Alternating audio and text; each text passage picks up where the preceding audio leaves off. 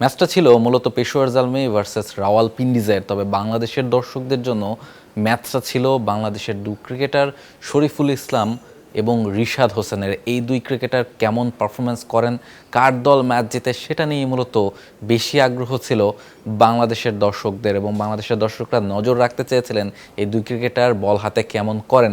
শরীফুল ইসলামের পিএসএলে আজকে অভিষেক হলো, তিনি এই প্রথমবারের মতো পিএসএলে ম্যাচ খেলেন। বাবর আজম দলটার ক্যাপ্টেন, তাকে ক্যাপ পরিয়ে দিয়েছেন।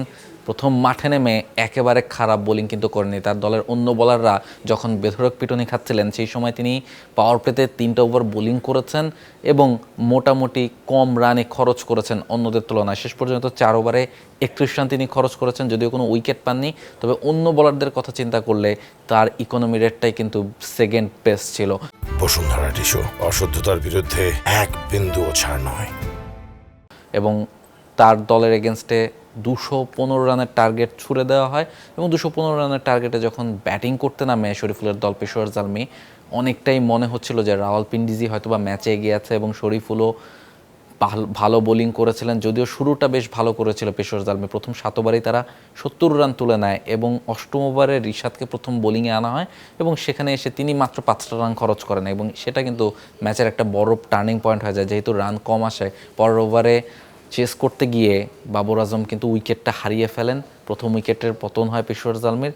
রিশাদ তার পরের 2টা ওভারও ভালো করেছেন, নিজের 3য় ওভারটাতে উইকেটও পেয়েছেন। প্রথম 3 ওভারে মাত্র 17 রান খরচ করে তিনি একটা উইকেট তুলে নিয়েছিলেন। তবে নিজের 4র্থ ওভার এবং ইনিংসের 16তম ওভারে যখন রিশাদ বোলিং করতে আসেন তখনই আসলে গন্ডগোলটা বাধে। সেই ওভারে 18 রান খরচ করে ফেলেন রিশাদ, এবং সেখানে ম্যাচের মোমেন্টামও অনেকটা চেঞ্জ হয়ে যায়। শেষ 5 ওভারে পেশোয়ার জালমির প্রয়োজন ছিল 76 রান, এবং রিশাদ যখন 18 রান দেন তখন আসলে 4 ওভারের প্রয়োজন হয় 56 রান, এবং সেখানেই ম্যাচের মোমেন্টামটা অনেকটা চেঞ্জ হয়ে যায়। শেষ পর্যন্ত পেশোয়ার জালমি ইজিলি রানটা চেস করে ফেলে। 215 রানের টার্গেট তারা চেস করেছে 5 বল হাতে রেখেই, ফলে ইজিলি একটা ম্যাচেই কিন্তু তারা জিতেছে। তবে বাংলাদেশের বোলার যে দুজনের পারফরমেন্সে আপনি খুব বেশি হতাশ হতে পারবেন না। শরীফুল, যেটা বলছিলাম যে সেকেন্ড বেস্ট ইকোনমি তার দলের, এবং রিশাদও কিন্তু প্রথম 3টা ওভার দুর্দান্ত করেছেন, যদিও তার শেষ ওভারটাতে খানিকটা খরুচে তিনি হয়ে গিয়েছিলেন।